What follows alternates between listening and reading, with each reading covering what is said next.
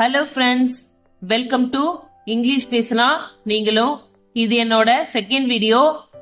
இன்னைக்கு நம்ம என்ன டாபிக் பார்க்க போறோம் அப்படின்னா ஆர்டிகல்ஸ் பத்தி தான் பார்க்க போறோம். சரிங்களா? ஆர்டிகல்ஸ்ல டெஃபினட் ஆர்டிகல் த பத்தி என்னோட ஃபர்ஸ்ட் வீடியோல நான் ஆல்ரெடி அப்லோட் பண்ணியிருக்கேன். பார்க்காதவங்க அதை போயிட்டு பார்த்துருங்க. இன்னைக்கு நம்ம என்ன பார்க்க போறோம் அப்படின்னா இன்டெஃபினட் ஆர்டிகல்ஸ் பத்தி தான் பார்க்க போறோம்.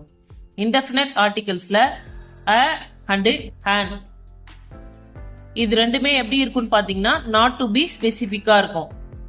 டெஃபினட் ஆர்டிகல்ல த வந்து ஸ்பெசிபிக்கா இருக்கும். இன்டெஃபினட் ஆர்டிகல்ல அ அண்ட் an வந்து நாட் டு பி ஸ்பெசிபிக்கா இருக்கும். சரிங்களா? இப்ப பாருங்க, முதல்ல அ பத்தி பாத்திரலாம். Use a before consonant sound. சரிங்களா? கான்சனன்ட் சவுண்டுக்கு முன்னாடி வந்து ஆ யூஸ் பண்ணணும். சரிங்களா? அப்படிதானே இங்க கொடுத்துருக்காங்க. சோ கான்சனன்ட் சவுண்ட் வந்து என்னென்னலாம் பார்த்துடலாம். கான்சனன்ட் லெட்டர்லாம் B, C, D, F, G, H, J, K, L, M, N, P, Q, R, S, T, V, W, X, Y, Z. சரிங்களா? இப்ப இதை தமிழ்ல எப்படி சொல்லலாம் அப்படின்னு பார்த்தோன்னா, மெய் எழுத்துக்களின் ஒலி எந்த இடத்துல வருதோ அதுக்கு முன்னாடி வந்து ஆ யூஸ் பண்ணணும். இதுதான் ரூல்ஸ். சரிங்களா? இக்குல இருந்து இன்னுக்குள்ள இருக்கிற எல்லாமே வந்து மெய் எழுத்துக்கள் தான். நமக்கு அது ஆல்ரெடி தெரியும். இருந்தாலும் நான் ஒரு தடவை சொல்லிடுறேன். காக்கா, கீகி, கூக்கு, கேகே, கை, கோகோ, கவ், நானா, நீனி, நூனு, நேனே, நை, நோனோ, நவ். இந்த ஃபர்ஸ்ட்ல இருந்து இந்த லாஸ்ட் இன்னும் வரைக்கும் இதுக்குள்ள இருக்கிற எல்லாமே வந்து மெய் எழுத்துக்கள் தான். நாம இப்ப மெய் எழுத்துக்களோட ஒலியை யூஸ் பண்ணி தான் எப்படி பேசணும்னு பார்க்க போறோம். எப்படி எந்த இடத்துல அ வரும் அப்படின்றத பார்க்க போறோம். அ கார், அ பென்சில், அ டேபிள், அ டாக்டர், அ டீச்சர். சரிங்களா? இது எல்லாமே பாருங்க, ஒரு ஜென்ரலா ஒரு காரு, ஒரு பென்சில், ஒரு டேபிள், ஒரு டாக்டர், ஒரு டீச்சர் அப்படிதான் வரும். சரிங்களா? சோ இப்ப இதுக்கு முன்னாலேயே வந்து ஆ யூஸ் பண்றோம் அப்படின்னா இங்க பாருங்க, கா, கார். சரிங்களா? கா அப்படின்ற மெய் எழுத்துக்களோட ஒலி வரும். சோ அதுக்கு முன்னாடி அ. இங்க பாருங்க, பே, பென்சில், தமிழ்ல பென்சில் அப்படின்னு இங்க எழுதுறீங்கன்னா பே. சோ அதுக்கு முன்னாடி அ. இங்க டேபிள், டே, அதுக்கு முன்னாடி அ. டாக்டர், டா, அதுக்கு முன்னாடி ஆ. டீச்சர், டி, அதுக்கு முன்னாடி ஆ. சரிங்களா? சரிங்க, அதெல்லாம் ஓகே. இங்க ஏன் அ யூனிவர்சிட்டின்னு எழுதிருக்கீங்க, அ யூரோப்பியன் எழுதிருக்கீங்க, அ 1 ரூபி காயின் எழுதிருக்கீங்க அப்படின்னு கேட்டா, இதுக்கு முன்னாடி பாருங்க யூனிவர்சிட்டி இங்க சொல்லி பாத்தீங்கன்னா இதோட ஒலி வந்து இந்த யூ அப்படின்னு தான் வருது. சோ இது வந்து உயிரெழுத்துல வரல, மெய்யெழுத்தோட ஒலி தான் வருது. அதனால ஆ யூஸ் பண்ணணும். சரிங்களா? யூரோப்பியன் யூ தான் வருது. சோ அதுக்கு முன்னாடி ஆ யூஸ் பண்ணுவோம். இங்க பாத்தீங்கன்னா இது 1 ரூபி காயின் அப்படின்னு படிக்கக்கூடாது, 1 ரூபி காயின் அப்படிதான் படிக்கணும். சோ வா அப்படின்றது 1 அப்படிதான் வந்திருக்கு. வா அப்படின்றது மெய்யெழுத்துக்களோட ஒலி தான். சோ அதுக்கு முன்னாடி ஆ யூஸ் பண்றோம். சரிங்களா? நம்ம எப்பயுமே இந்த 21 லெட்டர்ஸ மனப்பாடம் பண்ணி வச்சுக்கலாம். ஆனா எப்பயுமே இந்த மெய்யெழுத்துக்களோட ஒலி வருதா அப்படின்றத நம்ம செக் பண்ணணும். மெய்யெழுத்துக்களோட ஒலி வந்துச்சுன்னா அங்க கண்ணை மூடிட்டு ஆ அப்படின்னு போட்டுடலாம். அடுத்தது an. Use an before vowel sounds. உயிரெழுத்துக்களின் ஒலி. உயிரெழுத்துக்களின் ஒலி அப்படின்னா ஆவுல இருந்து அவ் வரைக்கும் இதுக்குள்ள இருக்கிறது எல்லாமே வந்து உயிரெழுத்துக்கள். நமக்கு ஆல்ரெடி தெரியும். இந்த ஏ, இ, ஐ, ஓ, யூ இதுதான் வந்து இங்கிலீஷ்ல வவல் சவுண்ட் அப்படின்னு சொல்றாங்க.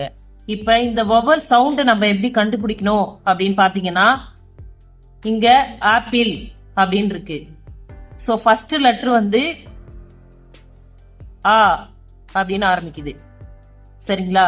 உயிர் எழுத்துக்களோட ஒலி வந்து ஃபர்ஸ்ட் லெட்டர்ல வருது. ஸோ உயிரெழுத்துக்களோட ஒலி முன்னாடி வந்துச்சு அப்படின்னா அதுக்கு முன்னாடி ஆன் யூஸ் பண்ணணும்.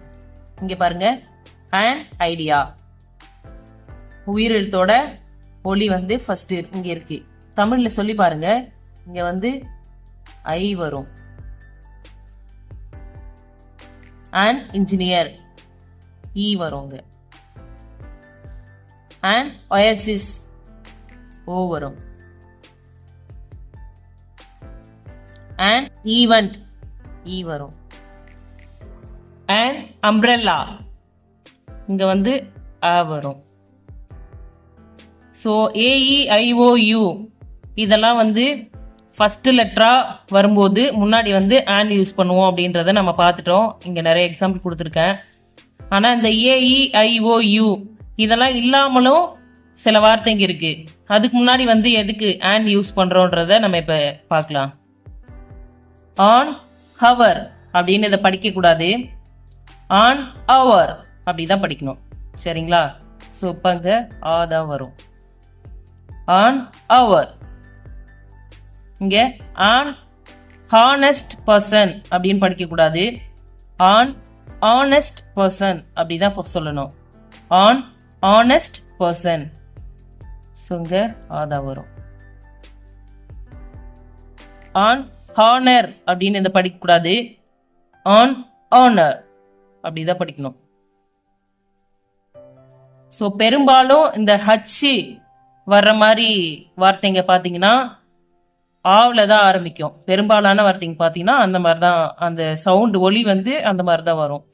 ஸோ இந்த மாதிரி சென்டென்ஸ்க்கு முன்னாடி ஆன் தான் யூஸ் பண்ணணும். இந்த ஒலியை தான் நீங்கள் செக் பண்ணுங்க. பாருங்க, ஆ வந்திருக்கு, ஐ இ ஓ ஹி ஆ ஆ ஆ ஆ. இப்போ இது எல்லாமே வந்து உயிரெழுத்துக்களோட ஒலி தான் வந்திருக்கு ஃபர்ஸ்ட் லெட்டர்ல. சரிங்களா? ஸோ அதனால தான் முன்னாடி ஆன் யூஸ் பண்றோம். இங்க பாருங்க, an MRI scan, an X-ray room, an NGO.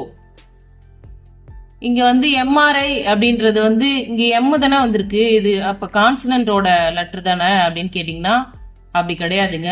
நான் திரும்ப திரும்ப சொல்றது என்னன்னா, இங்க வந்து உயிர் எழுத்துக்களோட ஒலி வரணும். இங்க அப்படியே எழுதி பாருங்க, தமிழ்ல எம் எம் ஏ வருதுங்களா, அப்போ வந்து உயிர் எழுத்துல தானே வரும் அது, அதனால முன்னாடி ஆன் போடுறோம். இங்க பாருங்க, எக்ஸ் இங்க ஏ தான் வரும், எக்ஸ், அதனால முன்னாடி ஆன் போடுறோம். இங்க என், சோ முன்னாடி ஆன் போடுறோம். இந்த அ அண்ட் ஆன் வந்து எப்பயுமே சிங்குலர் கவுண்டபிள் நவுன்ஸ் கூட மட்டும்தான் யூஸ் பண்ணுவாங்க. ஏன்னா இந்த அ அண்ட் ஆன் இது ரெண்டுத்துக்குமே மீனிங் என்னன்னா ஒருன்னு தான் அர்த்தம். ஆனாலும் ஒருன்னு தான் அர்த்தம், ஆன்னாலும் ஒருன்னு தான் அர்த்தம். ஸோ அப்போ இது ப்ளூரல்ல வராது, சிங்குலர்ல தான் வரும். ஸோ அதனால வந்து இது சிங்குலர் கவுண்டபிள் நவுன்ஸ்ல மட்டும்தான் யூஸ் பண்ண முடியும். இதுல அ அண்ட் ஆன் வந்து unknown to the listener, speaker, reader, writer. சரிங்களா? அப்படின்னா அன்னோன்னா தெரியாதுன்னு அர்த்தம். சரிங்களா? ஸோ கவனிக்கிறவங்களுக்கும் அதை பத்தி தெரியாது, பேசுறவங்களுக்கும் அதை பத்தி தெரியாது, படிக்கிறவங்களுக்கும் அதை பத்தி தெரியாது, எழுதுறவங்களுக்கும் அதை பத்தி தெரியாது. இப்ப ஏதாச்சும் ஒரு விஷயத்தை பத்தி எழுதுறாங்க அப்படின்னா அவங்களுக்கு வந்து அது அந்த விஷயத்தை பத்தி முன்கூட்டியே தெரிஞ்சிருக்காது. அப்படின்ற பட்சத்துல அதுக்கு முன்னாடி வந்து அ அண்ட் ஆன் யூஸ் பண்ணோம். So I hope this video useful to everyone. Definite ஆர்டிக்கல்ல த வந்து எங்கெங்கெல்லாம் யூஸ் பண்ணணும்னு சொல்லிட்டு நம்மளோட ஃபர்ஸ்ட் வீடியோல நம்ம ஆல்ரெடி பார்த்துட்டோம். இன்டெஃபினட் ஆர்டிக்கல்ல அ அண்ட் ஆன் வந்து எங்கெங்கெல்லாம் யூஸ் பண்ணணும்னு சொல்லிட்டு இந்த வீடியோல நம்ம பார்த்துட்டோம். டெஃபினட் ஆர்டிக்கல்ல த, இன்டெஃபினட் ஆர்டிக்கல்ல அ அண்ட் ஆன் வந்து எங்கெல்லாம் யூஸ் பண்ண கூடாது அப்படின்றத நம்ம இன்னொரு வீடியோல பார்க்கலாம். If you have any doubt about this video, please ask in the comment section. Okay, I'll give the answer. Thank you.